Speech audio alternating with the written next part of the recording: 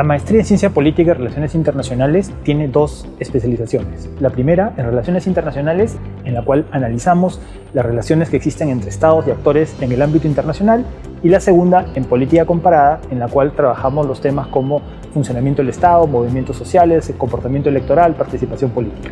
Sé parte de la maestría de Ciencia Política y Relaciones Internacionales, estudio en la PUC. ¿Por qué existe el financiamiento público? La política cada vez es más cara y los partidos ya no tienen posibilidad de proveerse sus recursos propios, de tal manera que sus ingresos provenían siempre de origen privado, pero esto desequilibraba.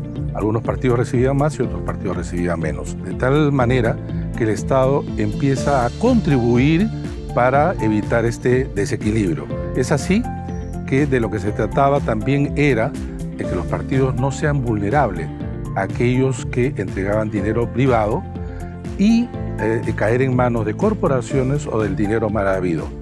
El financiamiento público, por lo tanto, es importante para fortalecer a los partidos políticos. ¿Y tú qué piensas del financiamiento público? Por favor, déjanos tus comentarios.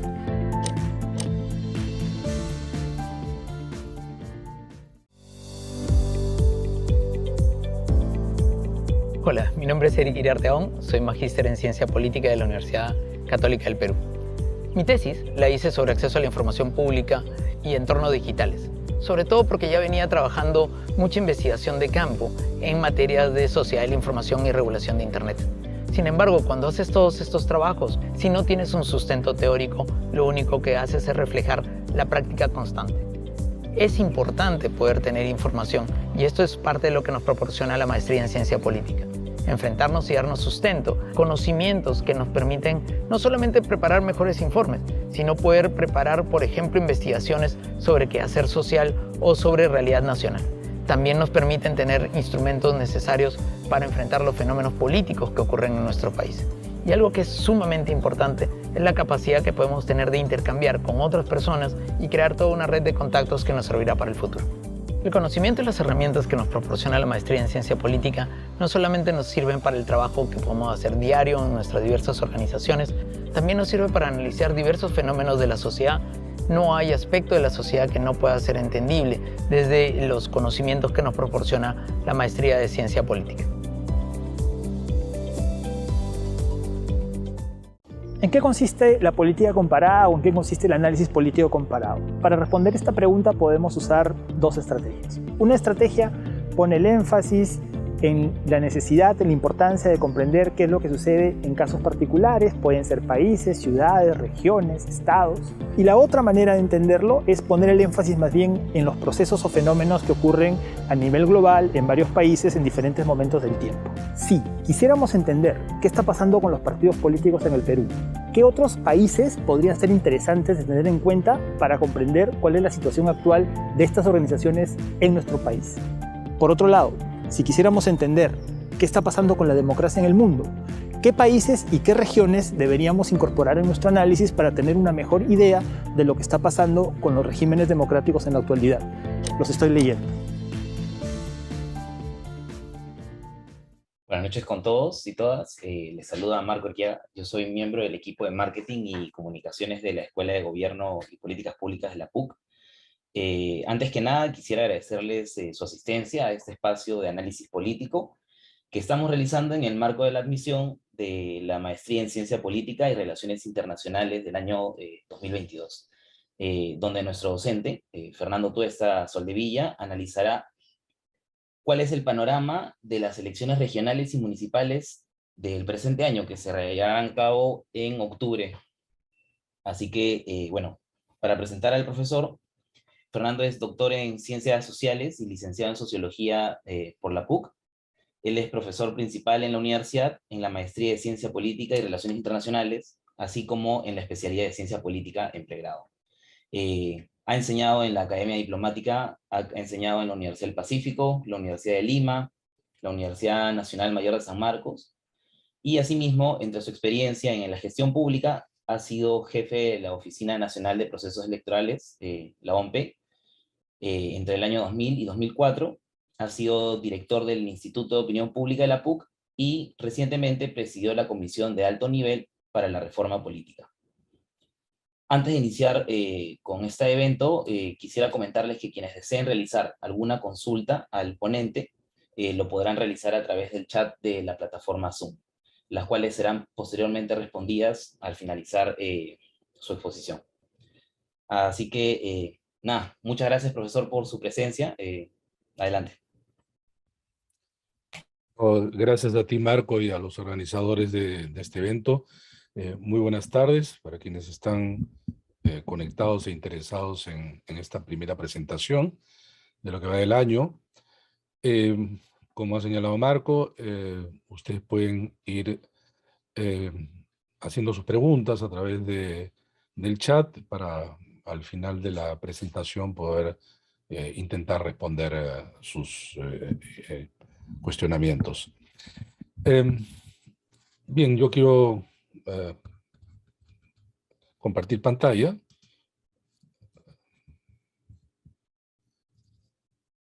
A ver si es que se ve. Sí, sí, profesor, sí se ve. Ya. Bueno, este es un año también electoral que complementaría al que hubo el año pasado. Es un ciclo bastante intenso que va a llevar al final de noviembre a cambiar a todas las autoridades subnacionales del país. Y cuando digo todas, es porque en esta oportunidad una de las reglas relativamente nuevas que vamos a presenciar es que no existe reelección y por lo tanto todas van a ser cambiadas.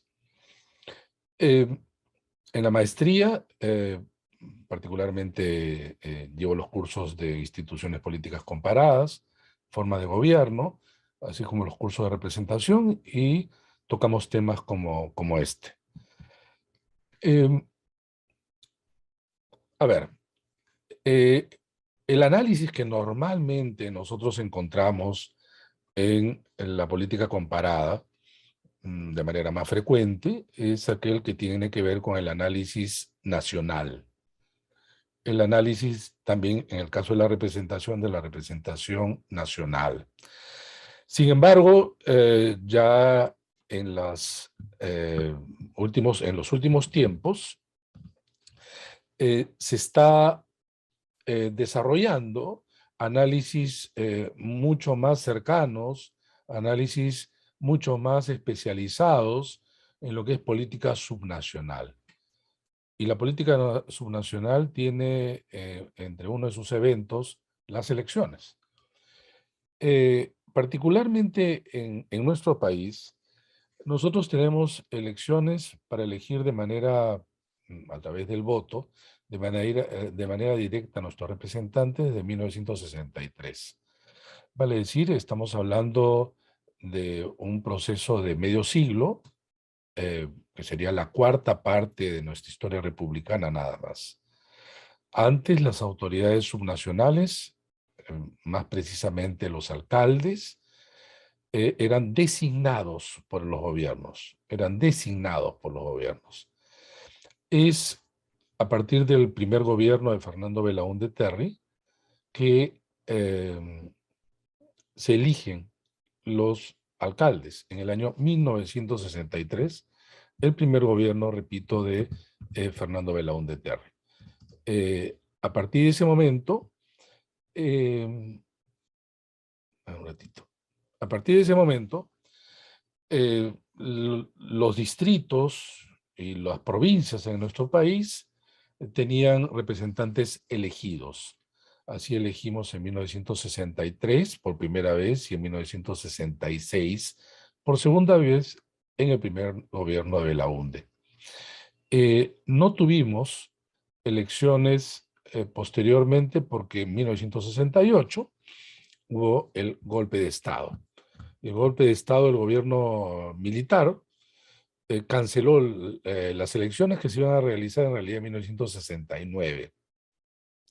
Este periodo de 12 años termina, perdón,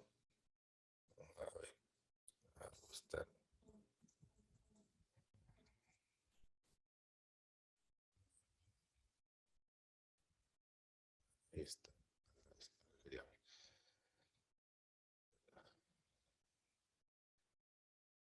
Entonces, este periodo de 12 años de gobierno militar, la transición a la democracia en 1980, hace que justamente y nuevamente Fernando Belaúnde Terry llegue al gobierno y convoque nuevamente elecciones municipales. En 1980, las elecciones presidenciales se realizaron en mayo, en 1980, en el mes de octubre se realizaron las elecciones municipales.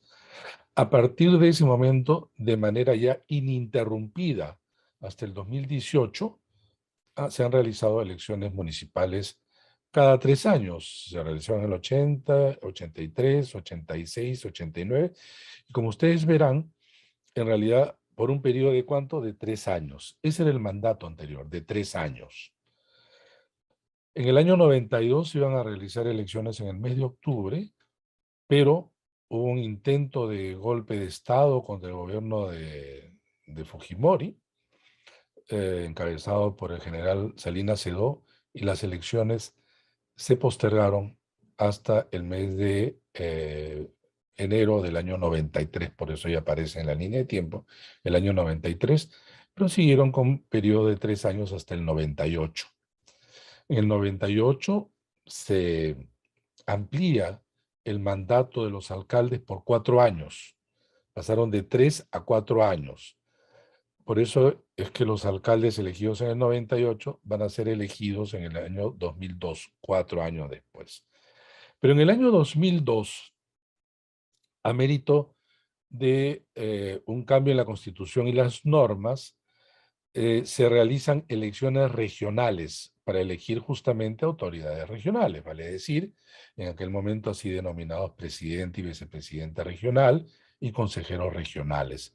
Hicieron entonces que coincidieran el mismo día elecciones regionales y municipales. A partir de eso, de ese año, cada 4 años hemos elegido a representantes regionales y municipales 2002, 2006, 2010, 14, 18 y ahora corresponde justamente el 2022 en el mes de octubre.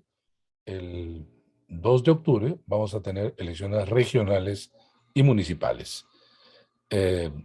Son 2 elecciones, ahora vamos a ver, simultáneas, coincidentes. En algunos otros países esto se hace de manera separada, en nuestros países de manera conjunta. Pero como verán en la línea de tiempo, si el mandato es de 4 años, lo que estamos viendo es que hoy en este año es elecciones regionales y municipales, y 4 años más el 2026, elecciones también regionales y municipales, pero el 2026 también hay elecciones generales. Por lo tanto, en el 2026 va a ser un año donde vamos a cambiar todas las autoridades a nivel nacional y subnacional. Vamos a tener ese año, va a ser un año cargado, un año electoral. Vamos a tener elecciones en el mes de abril, en primera vuelta, en el mes de mayo, segunda vuelta. Vamos a tener elecciones de ese mismo año, en octubre, primera vuelta municipal y regional. Perdón, elecciones municipales y primera vuelta regional. En el mes de noviembre, segunda vuelta regional. Esto es gruesamente, digamos, en términos, para que ustedes se ubiquen, en qué momento nos encontramos. A ver. Quiero primero esto, sobre las listas presentadas. Antes que nada, señalar lo siguiente. Hay algunas reglas que van a enmarcar el proceso electoral municipal y regional. Por primera vez, no van a existir listas solamente a nivel provincial y distrital, lo que antes se llamaba listas locales distritales y listas locales provinciales. Solo van a poder participar todos aquellos que lo hagan a través de partidos políticos nacionales y movimientos regionales. Esta es una modificación de la norma que nosotros, entre ellos yo, y digo nosotros, en la Comisión de Alto Nivel para la Reforma Política también señalamos, pero que no se hicieron las modificaciones completas. Porque miren ustedes, y esto va a ocurrir, y lo he advertido personalmente en artículos, en presentaciones, algo que el Congreso no modificó y no complementó, algo que va a ser un problema. Si solo los partidos y movimientos regionales pueden presentar listas, vale decir, en las regiones, en las provincias y en los distritos, ¿qué ocurriría en aquellos distritos y provincias, sobre todo a nivel, digamos, alejado de los centros urbanos, eh, digamos, más apartados, rurales, pobres? Es probable que los partidos y los movimientos regionales no presenten candidatos. ¿Qué va a ocurrir ahí? Antes eran cubiertos por las listas locales, provinciales, distritales. Ahora no va a existir eso. Se les obliga a los partidos y a los movimientos regionales a participar en un porcentaje alto, pero al decir porcentaje alto no quiere decir el 100%. Si no es el 100%, ese va a ser un problema que estaba advirtiendo de manera permanente y que lamentablemente va a crear, repito, un problema. El alcalde en ejercicios, los alcaldes distritales y provinciales, ahí donde no se presentan listas, se van a mantener en el cargo y van a tener que ser, digamos, cambiados con elecciones complementarias al siguiente año. El problema es qué pasa si ningún partido o movimiento regional se presenta. Entonces esto ha quedado como un tema latente, un problema latente, que lo vamos a ver este año. Sin embargo, en el 2000, hasta el 2018 y en los 5 procesos electorales que hemos tenido 2002, 6, 10, 14 y 18, podrán ver ustedes la cantidad de listas que se presentaban para gobiernos regionales. Miren ustedes, listas para gobiernos regionales ha ido creciendo, listas para municipalidades provinciales, miren ustedes, ha ido creciendo, y listas para municipalidades distritales, que se han mantenido más o menos en los últimos años. De ellos, en realidad, este año debe de disminuir, porque no van a haber listas regionales y municipales. Del total de organizaciones políticas que presentaron listas, obviamente los partidos políticos nacionales han ocupado el mayor porcentaje, pero vale la pena recordar lo siguiente. El partido político nacional, aquellos que tienen representación en el Congreso, son los únicos que tienen representación en el Congreso, son 10.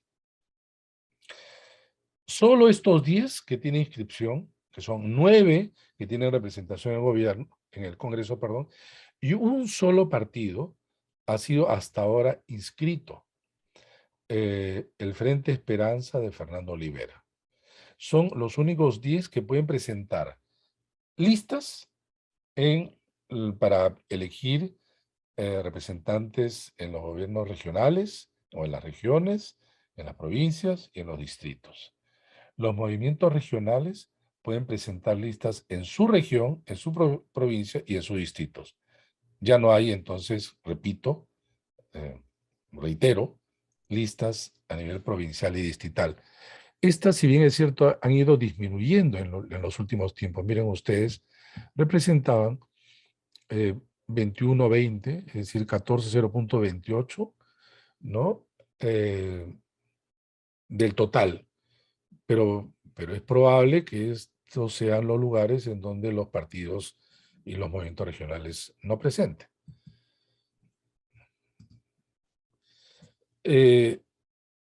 Las características es que se eligen de manera conjunta, la votación es por lista, tanto municipio como a nivel regional se elige por lista.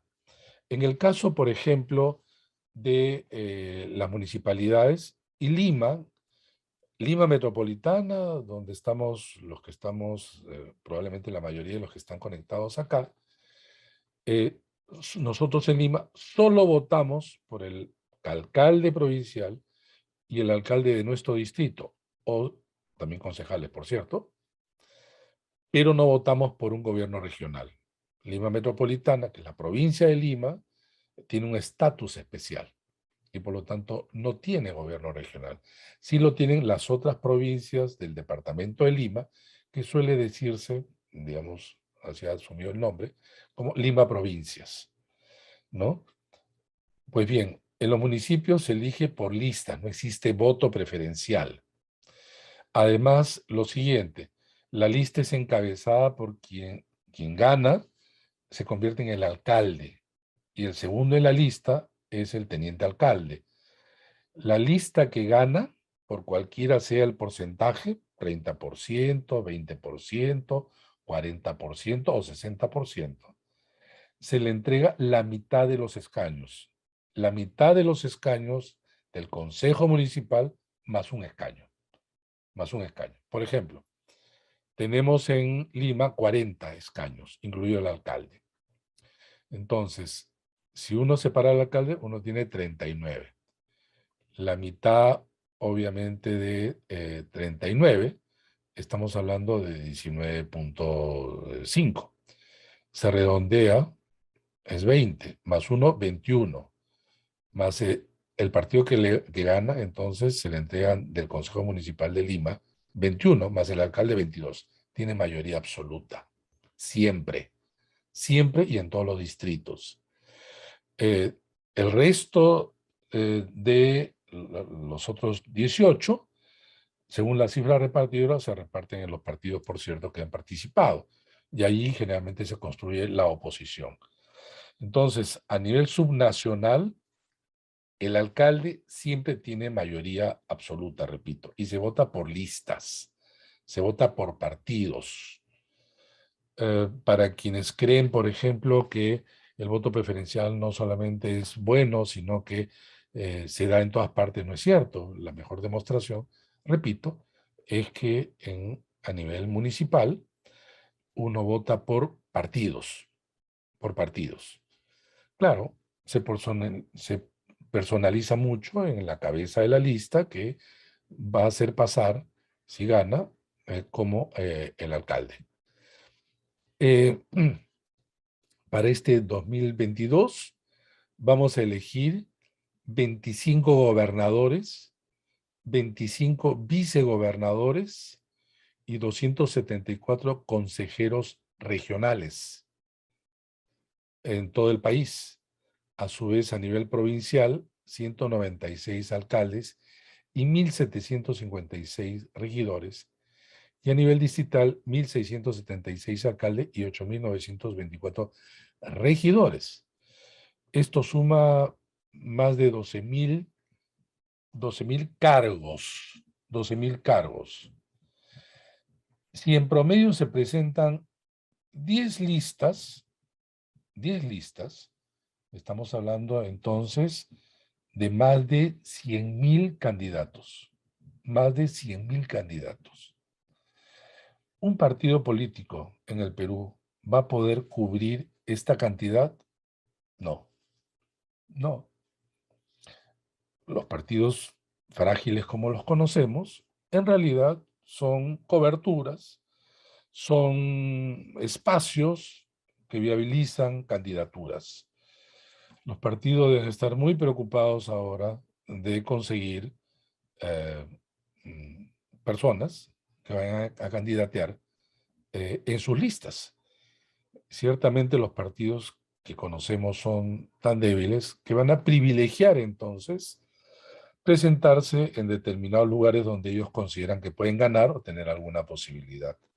Y van a dejar entonces franjas en donde no se van a presentar. Igual sucede con los movimientos regionales. Es por eso que he señalado, y señalo de manera reiterada, que van a haber unos lugares donde no se va a presentar ningún partido ni ningún movimiento regional. ¿Qué ha pasado en estas 5 elecciones, 2002 al 2018? Miren ustedes, en azul se presenta a nivel, ojo, regional, se presentaron 149 listas en 2002, entre 149 y 151 en 2014, y subió a 222 en 2018. Los movimientos regionales empezaron casi como tercera parte en número de listas, fue creciendo hasta el 2014 para tener casi el mismo número que los partidos nacionales y descendió en el año 2018. Lo que parece ser es que en el año 2018, para empezar, hubo un número de partidos inscritos sumamente alto, 25. No se había aplicado el umbral de representación, lo que lo que me permite afirmar que probablemente estas 222 van a disminuir y caer de manera pronunciada. Y los movimientos regionales mantenerse o crecer un poco. Pero este año 2018 es un año que puede llevar a engaños. Acá lo que tenemos son también las listas, perdón, los triunfos de los gobiernos regionales por partidos, movimientos regionales y alianzas. Miren ustedes, el 2002, de 25 gobiernos regionales, 18 ganaron los partidos. Tan solo 7 el movimiento regional y no existía ninguna alianza de partidos. Y conforme fue pasando el tiempo, los partidos políticos pasaron de 18 a 5. En cambio, los movimientos regionales pasaron de 7 a 15. Entonces, y ninguna alianza electoral, ¿no?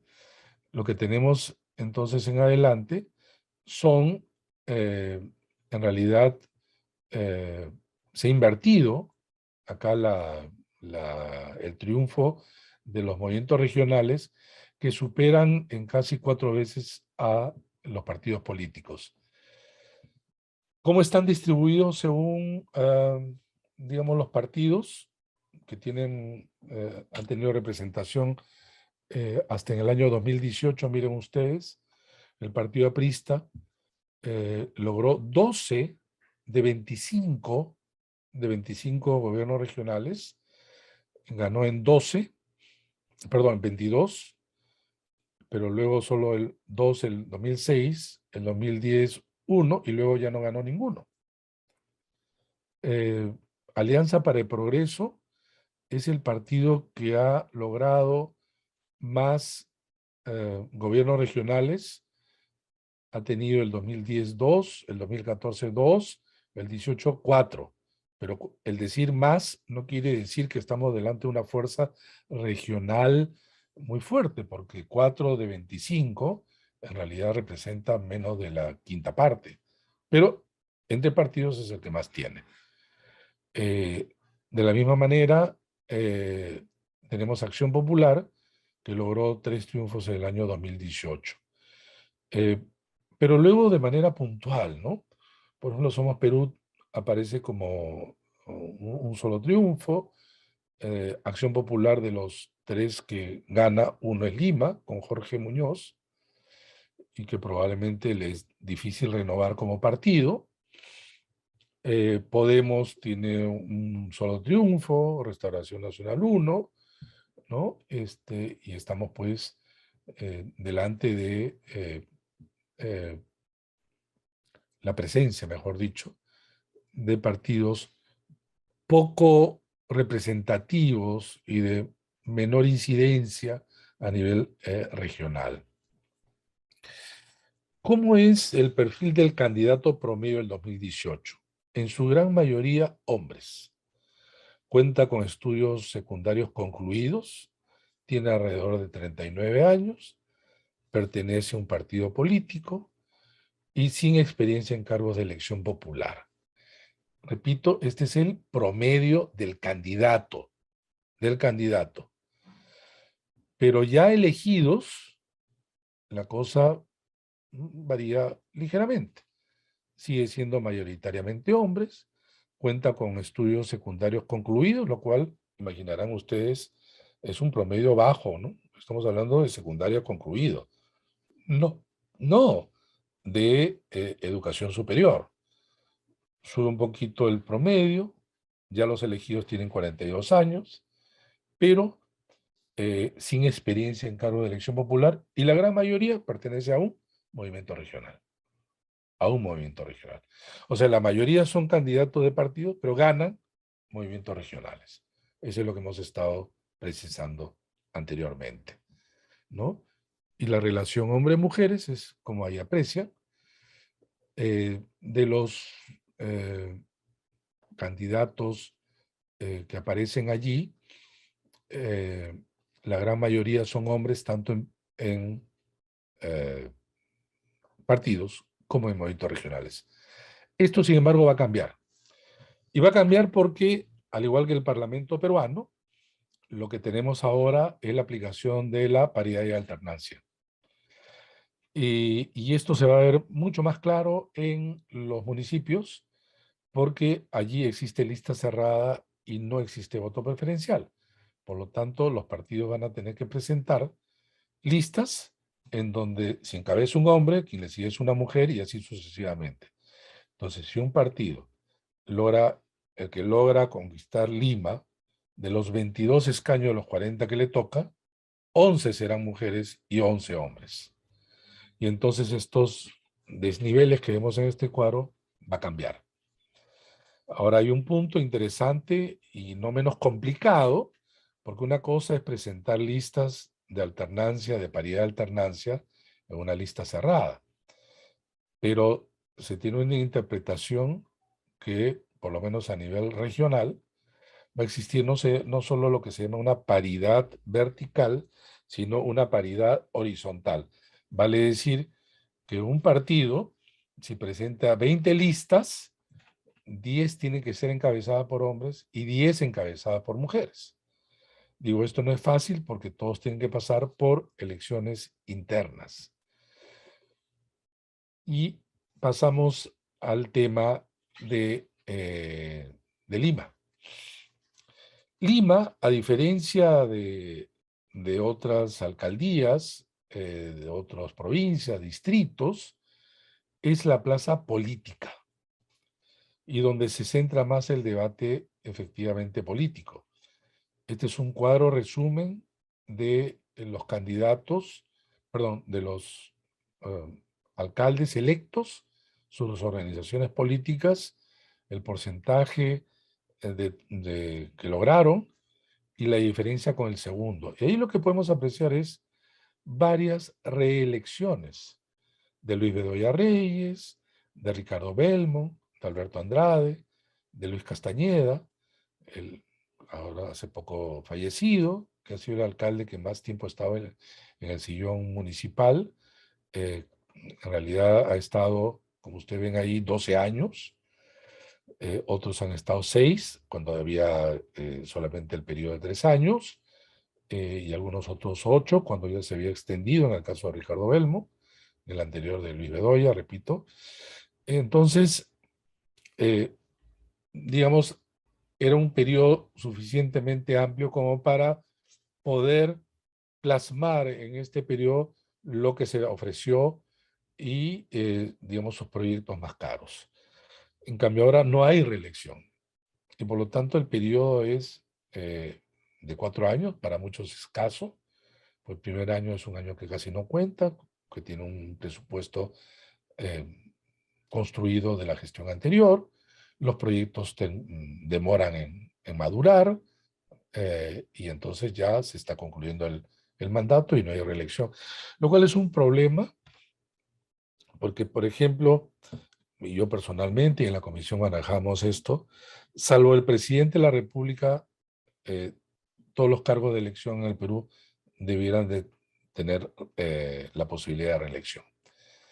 A nivel de los ejecutivos subnacionales, que es alcalde y gobernador, esto es importante porque el voto se convierte también en un instrumento de control político.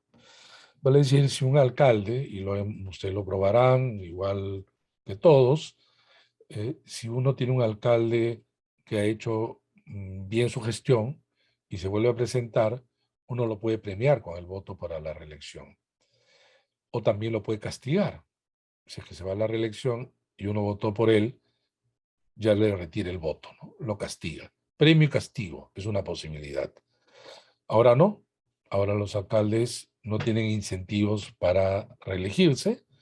Un alcalde puede ser muy deficiente y estar sentado en el sillón municipal y sabe que no va a haber ningún tipo de posibilidad de reelección y por lo tanto, digamos, no está incentivado para mejorar su gestión. En todo caso, en el cuadro que ven ustedes, una de las cosas que uno observa es, en primer lugar, que la gran mayoría vienen de partidos políticos. Antes se podía presentar a Lima listas locales, provinciales. Por eso es que Ricardo Belmo se presentó en una lista independiente, en aquel momento así llamado lista obra número 3. Lo segundo es que no necesariamente son los grandes partidos, porque al igual que en mucho en la política peruana, estamos delante de una política también muy personalista, ¿no? Entonces importa mucho quién es el candidato, ¿no? Y así hemos tenido, por ejemplo, a Luis Castañeda, ¿no? Donde Solidaridad Nacional nunca ha sido un partido importante más allá de la alcaldía de Lima, bueno, y de arrastre a alcaldías distritales. No ganó alcaldías fuera de Lima, casi nada. Luis Castañeda intentó 2 veces ser presidente de la República, y es algo que podemos ver también en el cuadro. Luis Bedoya Reyes, Alfonso Barrantes, Ricardo Belmont, Alberto Andrade, Susana Villarán, todos han tentado la presidencia de la República sin éxito. Ser alcalde de Lima obviamente lo coloca en un nivel de visibilidad alto y mucho aparecen pues como aspirantes al sillón presidencial, que nadie lo ha logrado hasta ahora. Hay algunos casos sí que han pasado de alcalde distritales a alcalde de Lima. Es el caso, por ejemplo, de Jorge del Castillo, que fue alcalde de Barranco, Alberto Andrade, que fue alcalde de Miraflores, al igual que Jorge Muñoz. Y hay algunos que han perdido la reelección. Alfonso Barrantes en el año 86, Susana Villarán en el 2014, ambos de izquierda. Y ustedes pueden ver, por ejemplo, los porcentajes de triunfo han sido altos. En realidad el más bajo es el de Jorge Muñoz, habiendo ganado con 36.1, pero muy parecido al de Barrantes, perdón, al de Orrego. Orrego es el de menor porcentaje, perdón, 34.9, junto con Alfonso Barrantes y Jorge Muñoz, los que han tenido con los triunfos con menos porcentaje. Pero no solamente importa eso, sino la diferencia con el segundo. Y ahí es donde uno ve quizá una competencia un poco más cerrada, ¿no? O una diferencia amplia también en términos de quién gana. Y ahí lo que vemos es, por ejemplo, el caso de Luis Castañeda, que es un alcalde que, sobre todo al final, en su último mandato muy cuestionado, pero que ganó las elecciones del año 2006 y la del año 2014 con una diferencia de 33% en relación al segundo, ¿no? Que es bastante alto, por cierto. Y el más bajo fue, así también con una diferencia muy pequeña, el de Susana Villarán delante de Lourdes Flores en el año 2010. Ganó con el 0.8 de diferencia. Son esas elecciones cerradas que siempre llevan pues a mucha tensión mientras no estemos delante de un resultado final nacional. En resumen, estamos delante de un proceso electoral que recién está dando sus primeros pasos. Se ha convocado elecciones, eh, se va a cerrar el periodo de último de inscripción de partidos. Hay algunas organizaciones que intentan inscribirse, están pasando todavía por el proceso, no sabemos cuántas de ellas van a lograr finalmente hacerla, para que pasar la segunda fase, que es la creación de alianzas, si lo hubiera, y en el mes de mayo lo que tenemos son elecciones internas de los partidos. Todos los que son candidatos a alcaldes tienen que pasar por las elecciones internas, que va a ser organizada por la OMPE en el mes de mayo.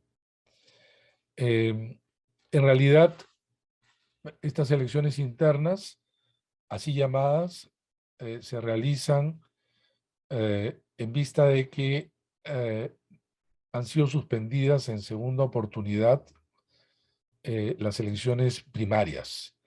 Las primarias abiertas, simultáneas y obligatorias, que hubiera permitido a toda la ciudadanía votar por candidatos de los partidos para que a su vez estos se presenten en elecciones. El Congreso de la República suspendió las primarias para las elecciones de 2021 y ha hecho lo propio para estas elecciones bajo el argumento que realizó un pretexto sobre la pandemia. Y digo pretexto porque si es que el Congreso lo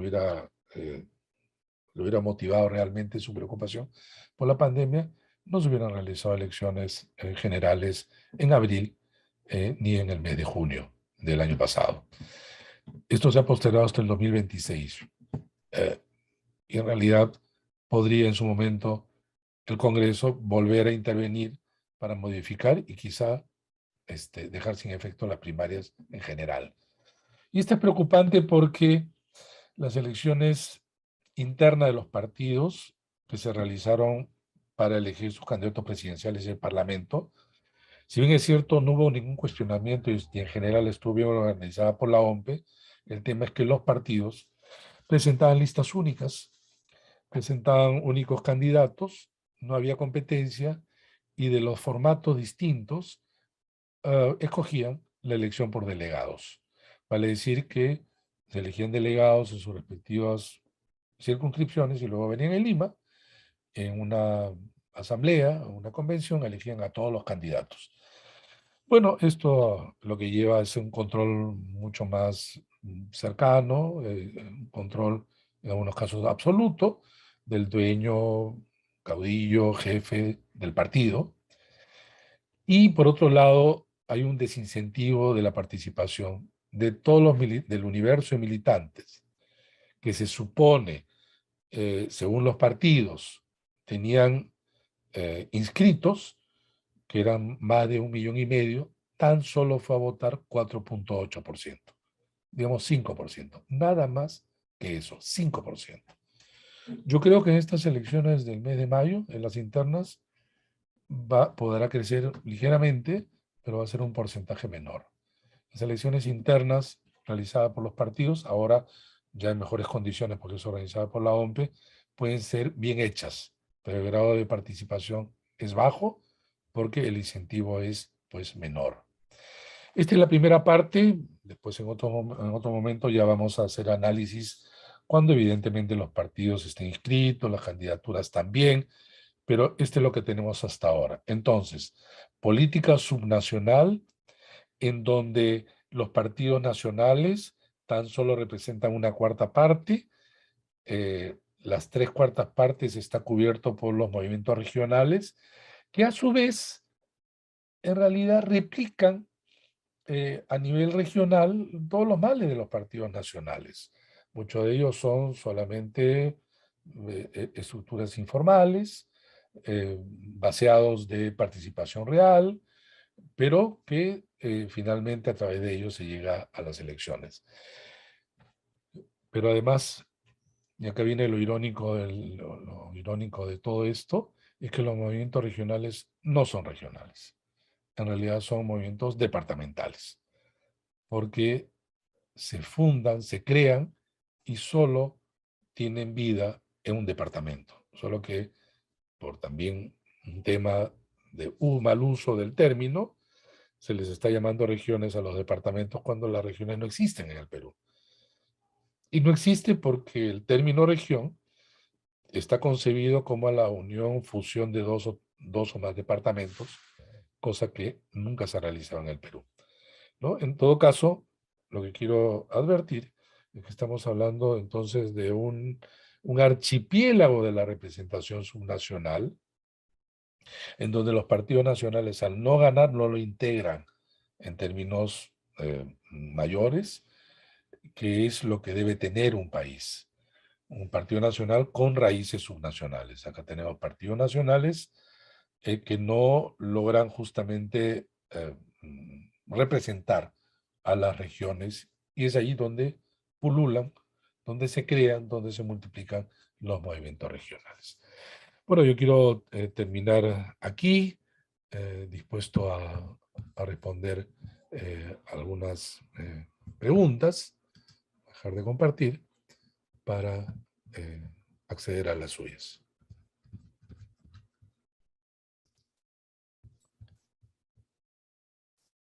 Perfecto. Muchas gracias, profesor Fernando. De hecho, hasta el momento veo dos consultas. Una de Julia Mendoza, que dice lo siguiente: en cuanto a la paridad y alternancia, ¿es obligatorio que si hay un candidato a la alcaldía, el primer regidor o regidora será dama, sí o sí? A ver, quien encabeza la lista es un hombre, el segundo, el número 2, tiene que ser una mujer.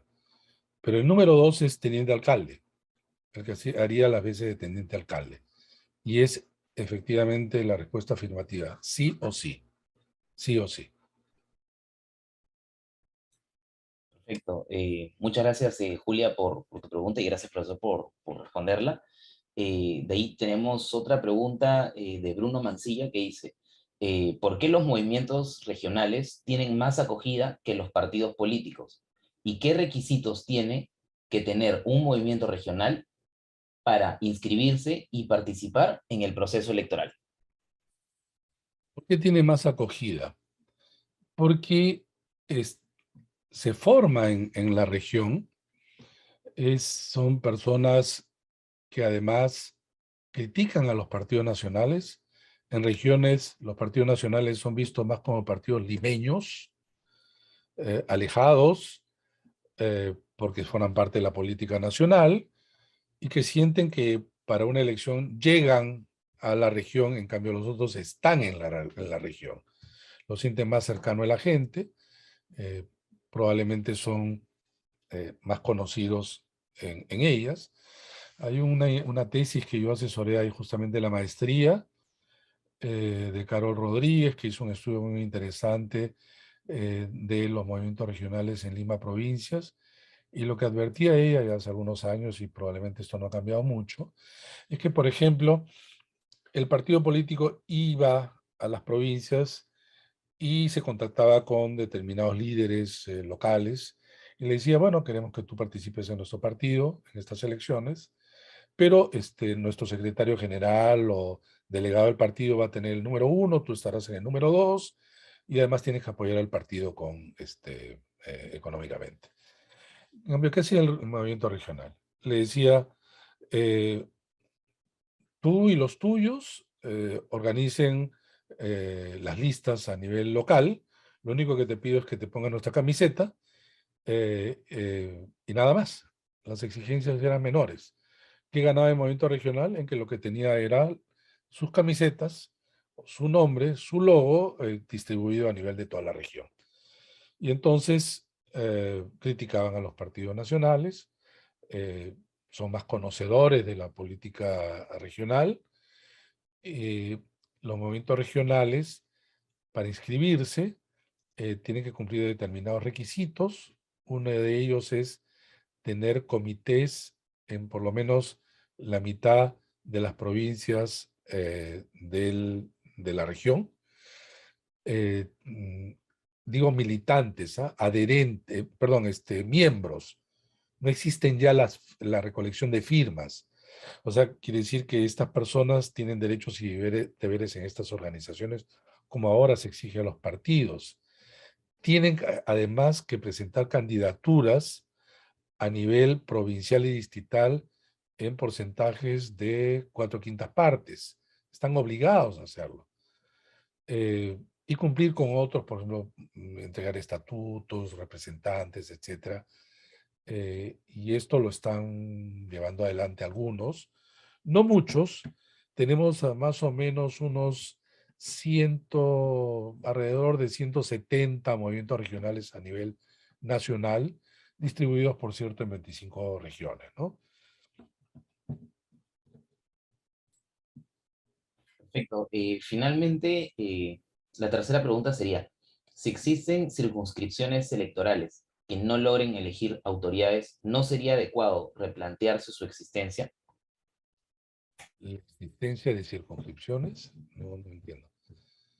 A ver, eh, por ejemplo, imaginemos una provincia o un distrito de, no sé, pues del sur andino, alejado, donde el partido, que con la justa puede colocar candidatos o listas en provincias importantes, no tiene interés.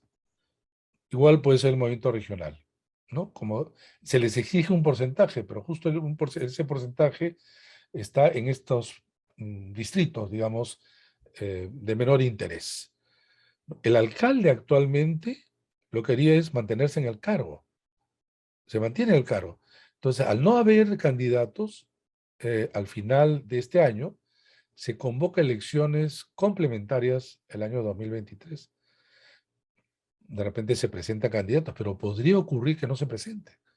Si no es así, se vuelven a convocar elecciones al siguiente año, con lo cual el alcalde ahora en ejercicio, que cumpliría 4 años, extiende involuntariamente su mandato, ¿no? Había ahí dos posibilidades para complementar la norma que nosotros advertimos al Congreso de la República en su momento.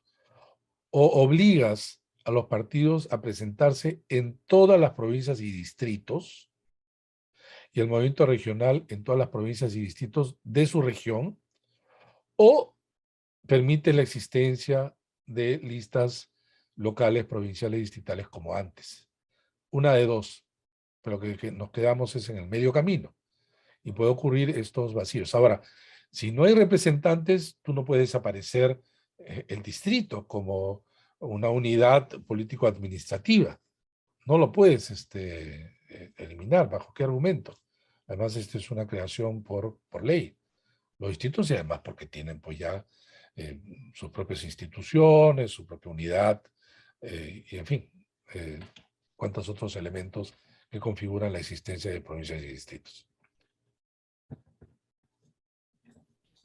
Muchas gracias, profesor. Tenemos unas 3 preguntas más, una de Facebook y de nuestra transmisión en Facebook y 2 de acá de la sala.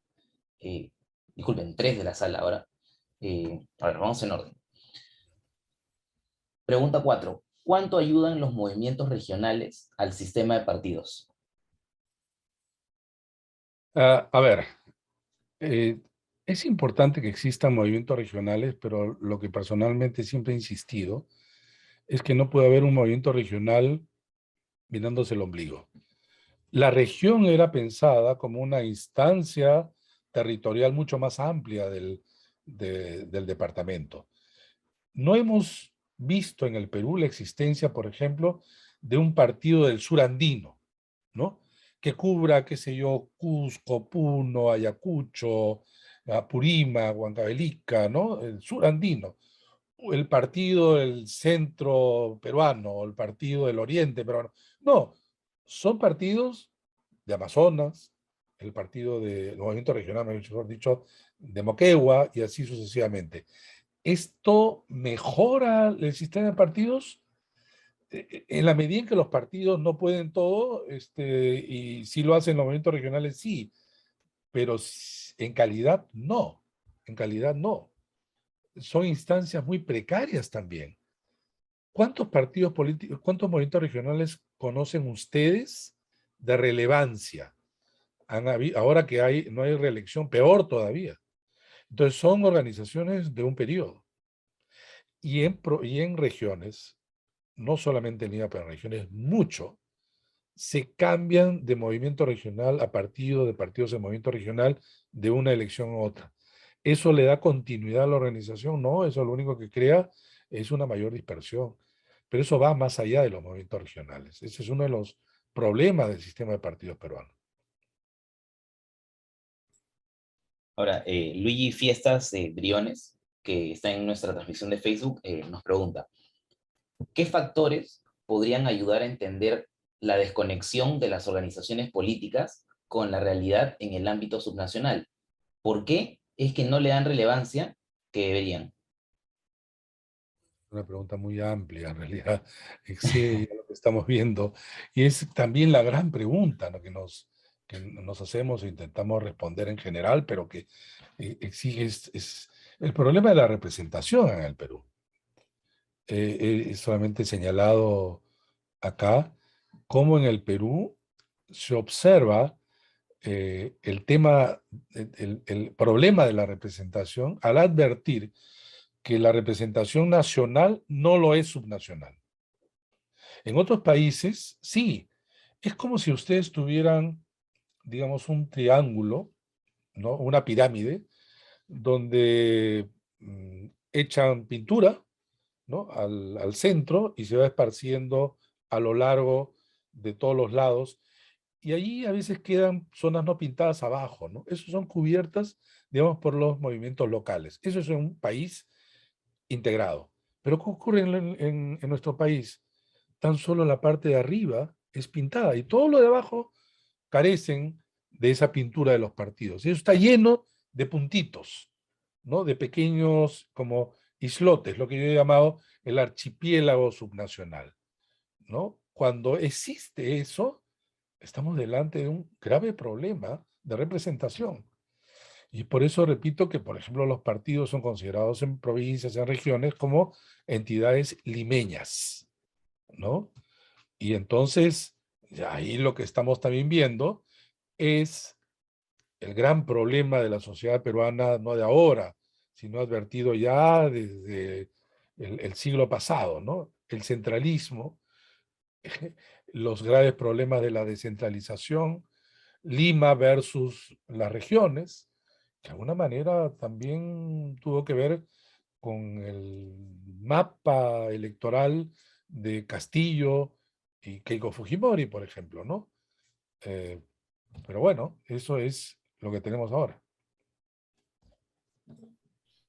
Yo creo que por cuestiones de tiempo, no sé si profesor Fernando podemos responder un par de preguntas más y ya ahí dejar yo sé que el tema es muy amplio y da para muchísimas preguntas. Vamos a tener, creo, otras oportunidades para encontrarnos, ¿no? Este es Perfecto. solo el inicio.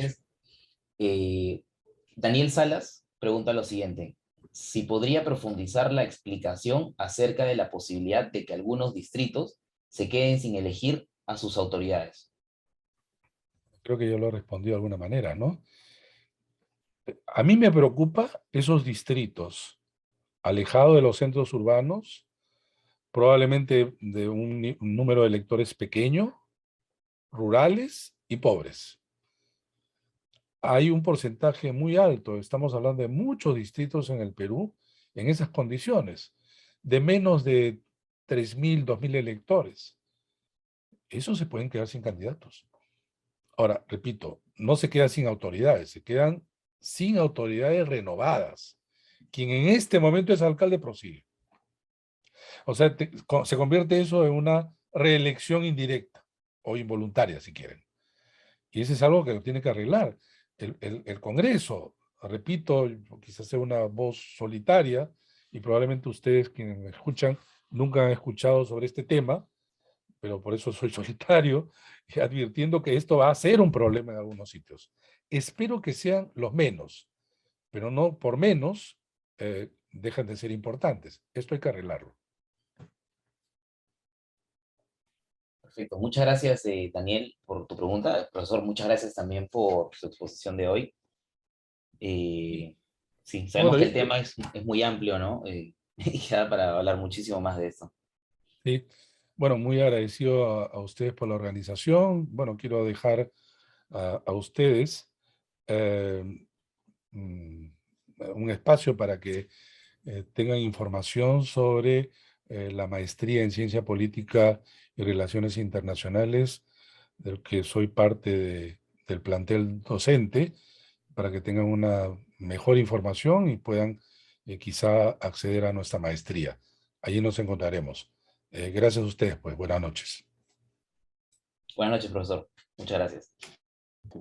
Bueno, ya para culminar, como parte de este proceso de admisión que tenemos para nuestra maestría en Ciencia Política y Relaciones Internacionales, bueno, quisiéramos resaltar algunos de los beneficios de estudiar nuestro programa, ¿no? Si continuamos con la lámina, por favor.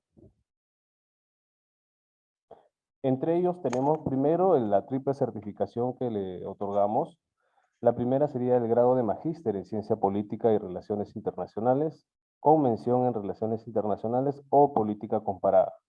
Segundo sería un diploma de posgrado en Ciencia Política y Relaciones Internacionales, al cumitar sus 24 créditos que equivaldrían a los cursos de su primer y segundo ciclo. Y la tercera sería la certificado del Instituto de Barcelona en Estudios Internacionales, de IBEI, para quienes participen de manera voluntaria y logren concluir de manera satisfactoria los cursos llevados en el marco de esta pasantía internacional, ¿no?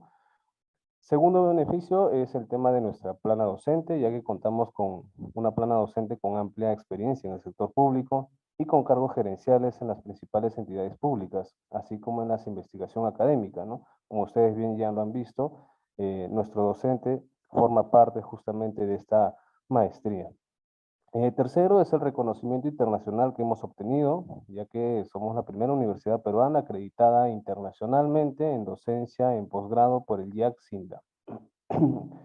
Cuarto sería las relaciones de networking que ustedes podrían realizar, ya que nuestros alumnos provienen de diferentes sectores, lo cual les permite a ustedes poder ampliar y fortalecer las redes de contacto, además de poder debatir sobre la resolución de problemas, pensamientos estratégicos e innovación con diversos enfoques, ¿no?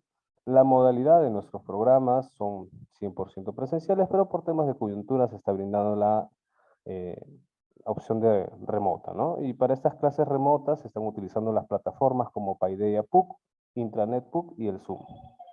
Ahora, entre otros de los beneficios que contamos es que esta maestría les permite a ustedes poder especializarse en cualquiera de nuestras dos menciones, ¿no? La primera de ellas es en política comparada o también podría ser en lo que es relaciones internacionales.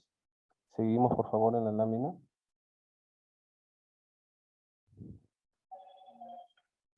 Bien, por ejemplo, en lo que es la primera mención en política comparada, esta mención tiene como principal foco de interés la investigación comparada de actores, instituciones y procesos políticos.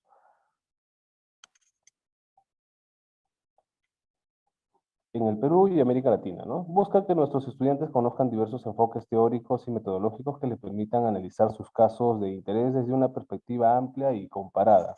Mientras que en la mención en relaciones internacionales, el foco de interés es de investigación en seguridad internacional, economía política internacional, política exterior, cooperación y conflicto internacional y regímenes internacionales, que busca que nuestros estudiantes se familiaricen con el funcionamiento del orden internacional y su transformación a partir del fin de la Guerra Fría.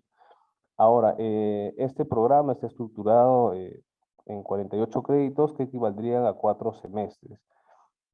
Para mayor información que ustedes deseen, pueden contactarse conmigo. Por favor, la siguiente lámina.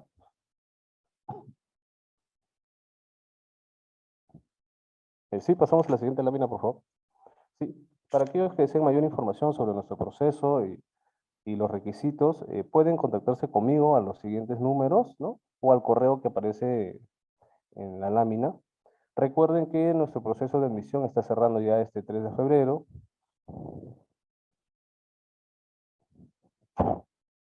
Bueno, sí, Marco, te cedo la palabra. Sí, bueno, como explicaba Mileyson, nosotros estamos cerrando inscripciones hasta el 3 de febrero, así que quienes deseen información, ahí dejamos el número de Mileyson, su correo, y agradecemos a todos por su asistencia a este evento. Muchas gracias, buenas noches.